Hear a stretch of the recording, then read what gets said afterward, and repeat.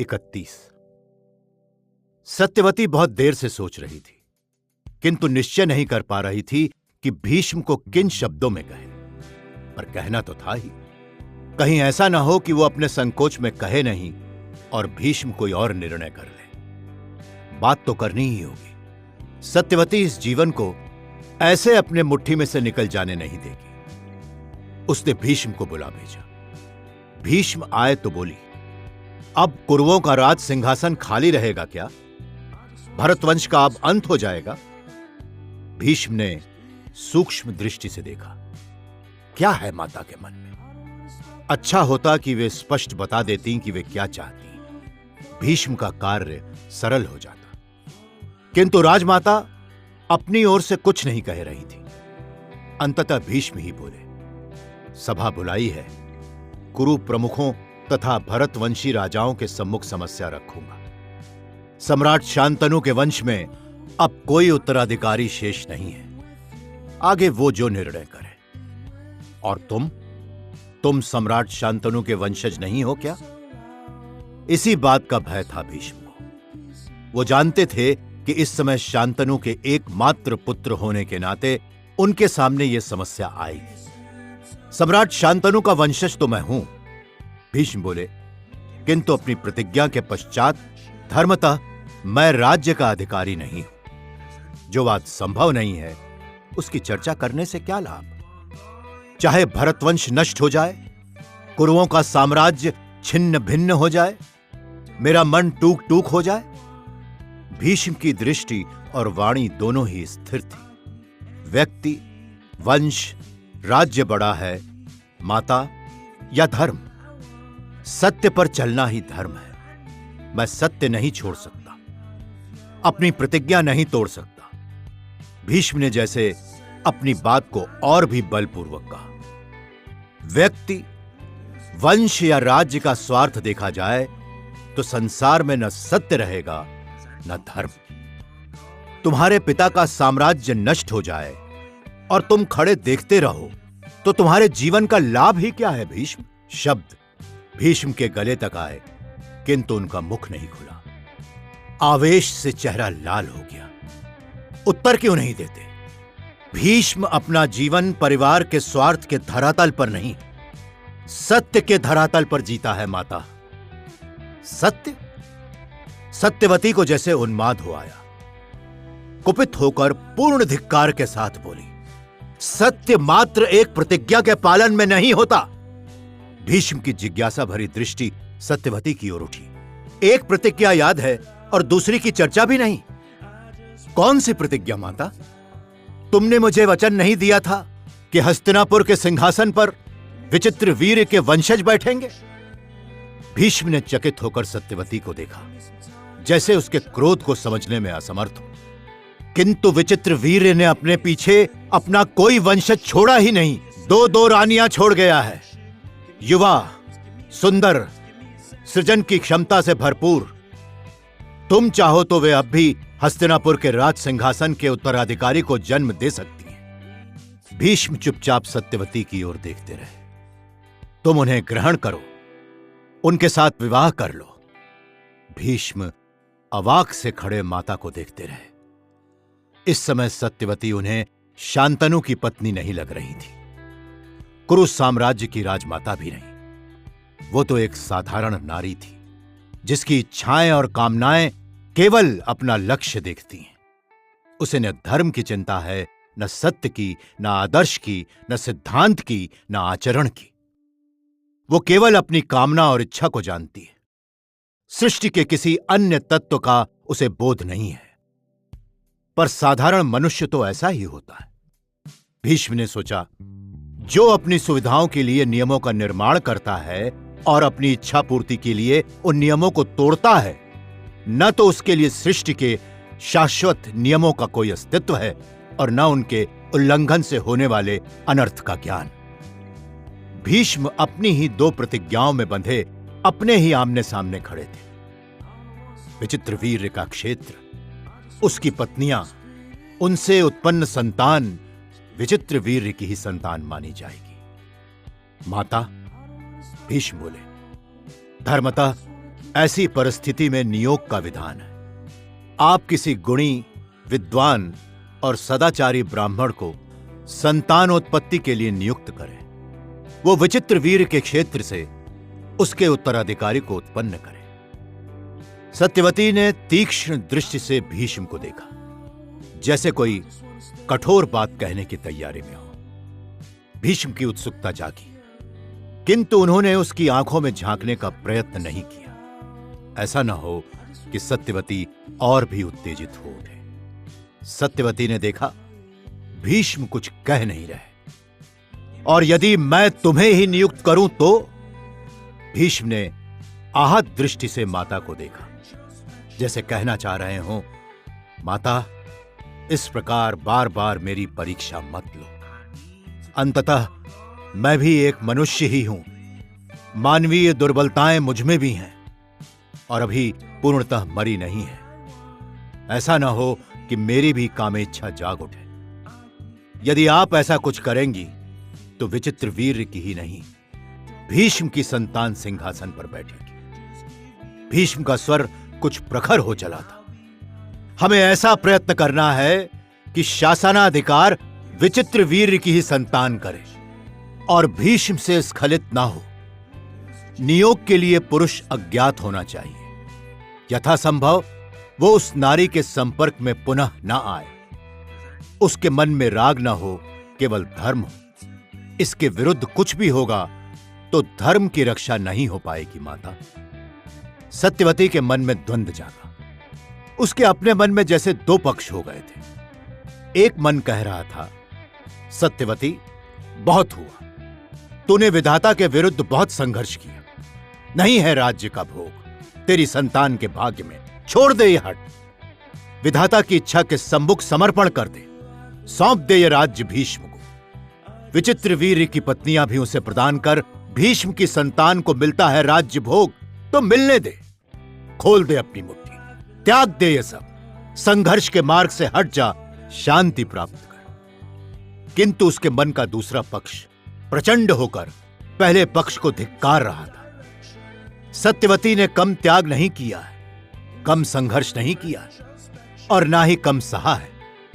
क्या इसलिए न केवल शासन, सत्ता, अधिकार, धन, धान्य, मणि माणिक्य, जीवन का सारा भोग भीष्म को सौंप दे, साथ ही साथ विचित्र वीर की ये दो सुंदरी, रूपवती, युवती पत्नियां भी समर्पित कर दे उसे, ताकि भीष्म छक कर जीवन का भोग करे। सत्यवती प्रतिदिन अपने क्षत विक्षत मन पर नमक के छिड़काव का अनुभव करे। नहीं, सत्यवती ऐसा कभी नहीं होने देगी। नहीं चलता शांतनु का वंश तो ना चले, सत्यवती का ही वंश चले। अपरिचित ब्राह्मण को ही नियुक्त करना है तो वो अपने द्वैपायन को ही क्यों न नियुक्त करे। उसके एक पुत्र की संतान राजभोग नहीं कर सकी तो दूसरे पुत्र की संतान करे। वो द्वैपायन को जीवन का सुख नहीं दे सकी तो उसके वंशजों को साम्राज्य सौंपकर उसकी क्षतिपूर्ति करे। आप किसी कामना युक्त सदाचारी ब्राह्मण को ही नियुक्त करें। भीष्म पुनः बोले, आपकी इच्छा की भी पूर्ति होगी और मैं भी अपनी प्रतिज्ञा की रक्षा कर पाऊंगा। किंतु क्या? अंबिका और अंबालिका की इच्छा? सत्यवती चौंकी। काशीराज के पुत्रों की इच्छा? यह भीष्म आजकल उन पर बहुत दयालु है। उनकी इच्छा पर चलना चाहता है, उनका मन नहीं दुखाना चाहता। और उन राजपुत्रियों को द्वैपायन स्वीकार न हुआ तो? सत्यवती का उन्माद लौट आया। उनकी इच्छा का क्या अर्थ? वे न चाहेंगी तो कुरुओं का वंशज ही उत्पन्न नहीं होगा। या तुम कहोगे नियुक्त पुरुष के संबंध में भी उनकी सम्मति ली जाए, ताकि वे चाहे तो अपने पूर्व प्रेमियों को आमंत्रित कर अपनी जारज संतान को हस्तिनापुर के राज सिंहासन पर बैठाकर उसे दूषित करें? नहीं माता। सत्यवती का यह उन्माद और उसके स्वर का तिरस्कार भीष्म को चुभ रहा था। किंतु दोनों रानियों का यश भी विचारणीय है। इस तथ्य की वे उपेक्षा नहीं कर पा रहे थे। कम से कम संतान की कामना तो उसके मन में हो। नियुक्त पुरुष को वे धर्म की इच्छा के रूप में तो स्वीकार कर सके। सत्यवती का सुंदर चेहरा आवेश विकृत हो उठा। जब तुमने उनका हरण किया था तो तुमने उनकी इच्छा जानने का प्रयत्न किया था। भीष्म दुख मिश्रित आश्चर्य से सत्यवती को देखते रहे। कटुता का एक ज्वार उनके भीतर भी उठा, किंतु यह कोई अवसर नहीं था कटु होने का। उन्होंने बार बार देखा था कि तनिक सी भी असुविधा अथवा इच्छा के प्रतिकूल कुछ होने पर सत्यवती औचित्य और मर्यादा की सारी सीमाएं लांघ जाती थी। उस समय कदाचित उसका एकमात्र लक्ष्य होता था कि वो सामने खड़े व्यक्ति को कठोर से कठोर मार्मिक आघात पहुंचाए, इतना कि वो पीड़ा से बिलबिला उठे। दूसरा व्यक्ति जितना पीड़ित होगा, सत्यवती को उतना ही संतोष होगा। आज फिर कुछ वैसा ही अवसर आया था। वो आपद्ध धर्म था माता, तो ये भी आपद्ध धर्म ही है पुत्र। सत्यवती और भी कठोर होती गई। मुझे पौत्र की आवश्यकता है और उसे विचित्र वीर की रानियां ही जन्म दे सकती है। ये उन्हें करना ही होगा। भीष्म को लगा, ठीक ही तो कह रही हैं माता। एक परंपरा और एक समाज की आवश्यकता के सामने एक व्यक्ति की इच्छा का महत्व ही क्या है। हरण भीष्म की इच्छा नहीं, कुरुकुल की आवश्यकता थी। उसमें भीष्म का अपना कोई स्वार्थ नहीं था। आज भी भरतवंश की अनेक व्यतीत पीढ़ियां कदाचित उनकी ओर टकटकी लगाए खड़ी हैं। अनागत अजन्मे वंशज अपेक्षा भरी दृष्टि से उन्हें निहार रहे हैं। माता सत्यवती की इच्छा है, तो फिर भीष्म का धर्म क्या है? ठीक है माता। अंततः भीष्म का स्वर सहज हो गया। आप रानियों की इच्छा न पूछें, किसी सदाचारी कुलीन ब्राह्मण को नियुक्त कर दें। सत्यवती के आवेश का ज्वार भी कुछ उतरा, किंतु उसका गर्जन तर्जन अभी शेष था। वो नहीं जानती थी कि भीष्म उसके प्रस्ताव का समर्थन करेगा या नहीं। कहीं ऐसा ना हो कि द्वैपायन का नाम सुनते ही भीष्म बिदक जाए। कहीं उसे न लगे कि सत्यवती अपना नया राजवंश स्थापित कर रही है। भीष्म को परख लेना, अच्छी तरह पक्का कर लेना आवश्यक था। नहीं, ब्राह्मण नहीं, तो तुम नियोग करो। माता, भीष्म को लगा सहज उत्तेजना से उनका कंठ अवरुद्ध हो गया। असंभव को संभव करने का सामर्थ्य मुझ में नहीं है और वो आप में भी नहीं है। मैं तुम्हें प्रतिज्ञा से मुक्त करती हूं, उसका अधिकार आपको नहीं है। मैं तुम्हें आदेश दे रही हूं। भीष्म ने क्रुद्ध आहत सिंह के समान सत्यवती को देखा। गुरु परशुराम ने अंबा को अंगीकार करने का आदेश मुझे दिया था, उसका परिणाम भी आपने देखा था। मेरी आज्ञा का उल्लंघन करोगे? नहीं, मात्र आपकी पूर्व आज्ञा का ही पालन करता जाऊंगा। पुत्र धर्म का निर्वाह नहीं करोगे? धर्म? भीष्म मन ही मन मुस्कुराए। व्यक्ति का धर्म, पुत्र का धर्म, शिष्य का धर्म, राजकुमार का धर्म और मनुष्य का धर्म। संसार में बहुत से धर्म है माता। क्यों जन्म लिया है मनुष्य ने? प्रकृति ने कैसे कैसे प्रलोभन उत्पन्न किए हैं मनुष्य के लिए, कैसे कैसे आकर्षण और कैसी कैसी दुर्बलताएं। और तभी भीष्म को लगा उसके मन में कहीं बहुत गहरे माता गंगा का स्वर गूंज रहा है। यह सब मृग मरीचिका है देवव्रत। किसी भी कुतर्क में बंद कर इस दौड़ में सम्मिलित मत होना। एक ओर माता सत्यवती का आदेश था और दूसरी ओर माता गंगा का। वे मुस्कुराकर बोले, धर्म की गति अत्यंत सूक्ष्म है माता। किंतु सत्यवती का ध्यान धर्म की गति की ओर नहीं था। कामना के तीव्र थपेड़े उसकी समस्त प्रवृत्तियों को एक ही ओर बहाए ले जा रहे थे। भीष्म, यदि तुम नियोग नहीं करोगे तो जो मनुष्य मैं नियुक्त करूंगी उसे स्वीकार करना पड़ेगा। करोगे? अवश्य माता। कुरु प्रमुखों ने विरोध किया, भरतवंशी राजाओं ने अस्वीकार किया, पुरोहितों ने आपत्ति की, मंत्रियों ने विघ्न खड़े किए, तो भी तुम मेरा समर्थन करोगे? करूंगा माता। तो मैं नियुक्त करती हूं महामुनि कृष्ण द्वैपायन वेदव्यास को। वेदव्यास? पराशर पुत्र वेदव्यास? भीष्म अचकचाए से खड़े सत्यवती को देखते रहे। वे इस निमंत्रण को स्वीकार कर लेंगे? हां। आप इतने विश्वास के साथ कैसे कह सकती हैं माता? तुम्हें तो कोई आपत्ति नहीं है ना? नहीं, वे स्वीकार करें तो मुझे क्या आपत्ति?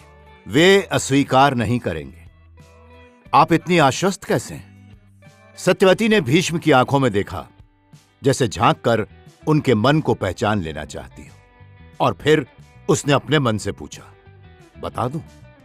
मन ने मना नहीं किया। पुत्र, सत्यवती बोली, अपना एक गोपन रहस्य तुम्हें बताने जा रही हूं। भीष्म अनुमान लगाते से लगे, कैसा रहस्य? और बात वेदव्यास से माता सत्यवती के रहस्य पर कैसे चली गई? तुम्हारी दृष्टि में मेरा सम्मान तो कम नहीं होगा। पुत्र की दृष्टि में माता का सम्मान कभी कम नहीं होता। सत्यवती के मन में लहर उठी। एक बार अपने इस पुत्र को वक्ष से लगा ही ले, किंतु उसने स्वयं को संभाला। भावुकता में वो अपना और अपनी अगली पीढ़ी का भविष्य नष्ट नहीं कर सकती। भीष्म, उस पराशर पुत्र की मां मैं ही हूं। वो मेरा कानीन पुत्र है। भीष्म के चेहरे पर विस्मय था और सहसा वो विस्मय प्रसन्नता में बदल गया। वेदव्यास तो मेरे भाई हुए। हां पुत्र, मेरे संबंध से वो तुम्हारा भाई ही है। तो फिर वही नियोग करे। भीष्म बोले, उसे आमंत्रित करो, वो आएगा।